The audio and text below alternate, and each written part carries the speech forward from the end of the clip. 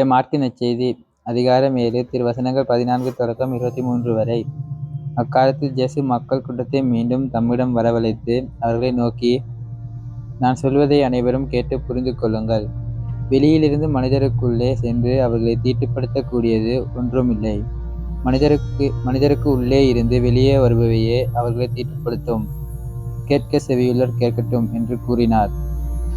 அவர் மக்கள் கூட்டத்தை விட்டு வீட்டிற்குள் வந்தபோது அவருடைய சீடர் அவரிடம் இந்த உவமை பற்றி கேட்க, அவர் அவர்களிடம், நீங்களுமா இந்த அளவுக்கு புரிந்து கொள்ளாமல் இருக்கிறீர்கள்?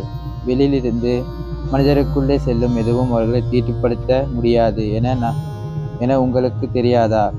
ஏனென்றால் அது அவர்களுடைய உள்ளத்தில் நுழையாமல் வயிற்றுக்கு சென்று கழிப்பிடத்திற்கு போய்விடுகின்றது என்றார். இவ்வாறு அவர் எல்லா உணவுப் பொருட்களும் தூயனவென்று குறிப்பிட்டார்.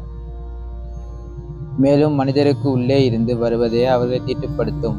ஏனெனில் மனித உள்ளத்திலிருந்து பரத்தமை, களவு, கொலை, விபச்சாரம், பேராசை, தீச்செயல், வஞ்சகம், காமவெறி, பொறாமை, பழிப்புரை, செருக்கு, மதிக்கேடு ஆகியவற்றை செய்யத் தூண்டும் தீய எண்ணங்கள் வெளிவருகின்றன.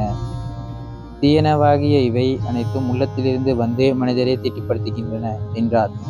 இது ஆண்டவர் வழங்கும் அருள்வாக்கு. கிறிஸ்துவே உமக்கு புகழ்.